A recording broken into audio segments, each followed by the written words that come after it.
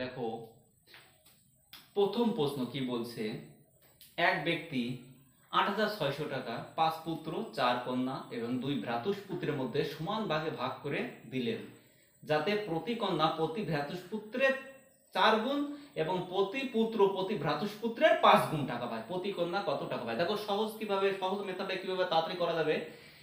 তাহলে ভ্রাতুষ্পুত্র দুইবার বলেছে, তাহলে কি আমি ভ্রাতুষ্পুত্রটা কোথায় রাখবো? মাঝে রাখবো। ভ্রাতুষ্পুত্রটা কি রাখবো? মাঝে রাখবো। আর এদিকে কি রাখবো? আমি এদিকে পুত্র রাখবো, এদিকে পুত্র রাখবো, আর এদিকে কি রাখবো? কন্যা রাখবো, এদিকে কন্যা। এবার কি বলেছে দেখো, বলেছে প্রতি ভ্রাতুষ্পুত্র ৪ গুণ টাকা পায়। কে পায়? কন্যা পায়। কন্যা যদি ৪ টাকা পায় তাহলে ভ্রাতুষ্পুত্র পাবে কত? ১ টাকা, মানে এর ৪ গুণ পাচ্ছে। আর পুত্র কত পাচ্ছে? ৫ গুণ পাচ্ছে। মানে ভ্রাতুষ্পুত্র যদি ১ পায় তাহলে পুত্র পাবে কত?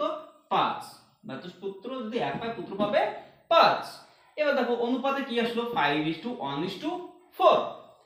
তারপরে দেখো আগে বলেছে যে ৫ পুত্র ৪ কন্যা আর আছে ৪ কন্যা আর ২ ভ্রাতুষ্পুত্র।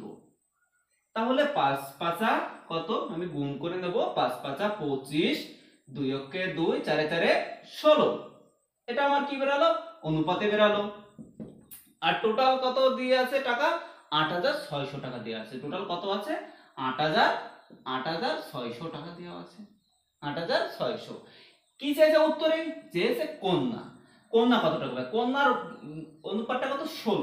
তাহলে ১৬ বাই কত? আনুপাতিক যোগফল ৬ ২ ৮, ৮ ৫ ১৩, ৩ হাতে আমার ১ ২ ৩ আর একে ৪, ৪৩। এবার ৪৩ দিয়ে কত কাটাকাটি করে দাও, তাহলে ২ যাবে, ২০০। তাহলে ১৬ দুগুণে কত? ৩২০০। এই ৩২০০ কিন্তু উত্তর না। দেখো এটা কয়জনের মধ্যে? এটা হচ্ছে ৪ কন্যার মধ্যে। তাহলে কি এক কন্যার উত্তর চেয়েছে কি? প্রতি কন্যার, মানে প্রতি কথা মানে কি এটাকে কত? ৪ দিয়ে আমি ভাগ করে দেবো, তাহলে একজনের এটা বেরোবে। ৪ ৮ ৩২, মানে ৮০০ টাকা। তাহলে উত্তর কত হবে? উত্তর হবে ৮০০। তাহলে ৮০০ কোন অপশনে? অপশন সি তে আছে। তাহলে C is the right answer.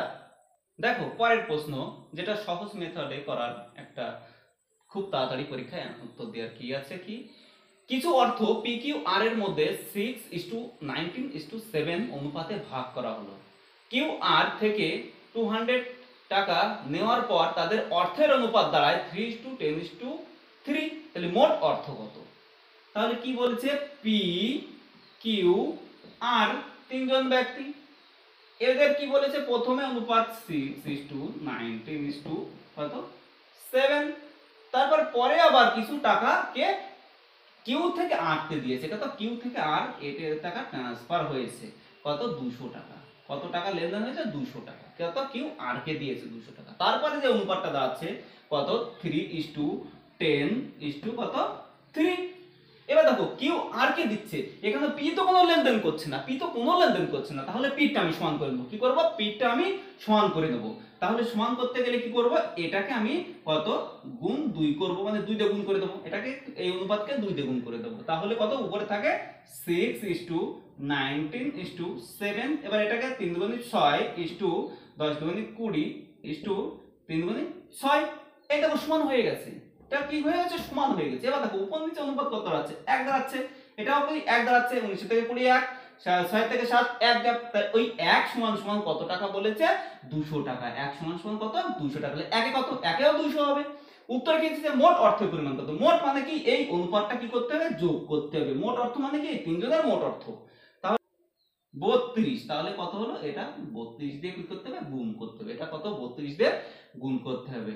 তাহলে 32 দুগুণে কত? 64, মানে 6400 টাকা। 6400 কত আছে? Option A. তাহলে এ ইজ দা রাইট অ্যান্সার। দেখো পরের প্রশ্ন কি বলছে, কিছু পরিমাণ টাকা 160 জন পুরুষ ও কিছু সংখ্যক মহিলার মধ্যে 16:21 অনুপাতে ভাগ করা হলো। প্রত্যেক পুরুষ 4 টাকা এবং প্রত্যেক মহিলা 3 টাকা পেলে মহিলার সংখ্যা কত? তাহলে কি পুরুষ আর আছে কি বলেছে? মহিলা, মানে পুরুষ আর ওমেন বলেছে। এবার কত? 16 কত? 21 অনুপাতে। এই 16:21 অনুপাতে। এবার তারপরে কি বলছে যে প্রত্যেক পুরুষ 4 টাকা পাচ্ছে। তাহলে কি টোটাল কত? 60 টাকা আছে কি পুরুষকে দিচ্ছে কিছু পরিমাণ পুরুষকে, তাহলে এই 16 মান আমি কত বলতে পারি, কত 160। তাহলে একের মান কত 10। কয়জনের মধ্যে পুরুষ পাচ্ছে 4 জন, তার মানে 4 10 কে 40, কত হলো 40। এই 40 যদি পুরুষ হয় তাহলে কত মহিলার ক্ষেত্রে কত হবে, এটার সঙ্গে গুণ করলে 840, কত 840 টাকা। এবার এটা মহিলার অনুপাত কত আছে, পরে বলেছে 3 জন পেয়েছে, কত বলেছে 3 জন পেয়েছে, তাহলে আমি 3 দিয়ে কি করে দেবো, ভাগ করে দেবো। তাহলে 3 দিয়ে ভাগ করে দিলে 3 দুগুণে 6, 3 আটা 24, মানে 280 জন। 280 জন কি আছে, 280 জন মহিলা আছে, তাহলে 280 কোন অপশনে আছে, অপশন বি। তাহলে option B is the right answer. দেখো পরের প্রশ্ন কি বলছে, দুটি সম আয়তন পাত্রে 1/2 ও 1/3 অংশ দুধ ছিল, আর প্রত্যেক পাত্রে বাকি অংশ জল দিয়ে পূর্ণ করে অন্য পাত্রে ঢালা হলো। নতুন মিশ্রণ দুধ এবং জলের অনুপাত কত? তাহলে কি চেয়েছে, আমার দুধ ইস্টু জল, এই অনুপাতটা চেয়েছে। তাহলে কি প্রথম পাত্রে হাফ অংশ আছে দুধ রয়েছে, আর তার বাকি অংশ কি আছে, জল আছে। তাহলে হাফ যদি দুধ থাকে তাহলে কি আর হাফ কত থাকবে, জল থাকবে। দ্বিতীয় পাত্রে কি বলছে, আমি দুধের সঙ্গেই যোগ করব, দুধ জলের সঙ্গে যোগ করব না। দ্বিতীয় পাত্রে 1/3 অংশ কি আছে, দুধ আছে। আর তাহলে বাকি অংশ যদি জল থাকে তাহলে বাকি কত থাকছে, বাকি থাকছে 2/3 অংশ হচ্ছে জল। ব্যাস, মাঝে অনুপাত দিয়ে দাও। এবার এটা কি করো, যোগ করো, লসাগু করো। 5 গুণে 6, 3 2 5 ইস্টু কত, 3 দুগুণে 6 লসাগু, 2 দুগুণে 4 আর 3 অক্ষে 3, 4 আর 3 কত 7, কেটে দাও 6, তাহলে কত থাকছে 5:7। 5:7 দেখো অপশন কত আছে, বি। তাহলে B is the right answer.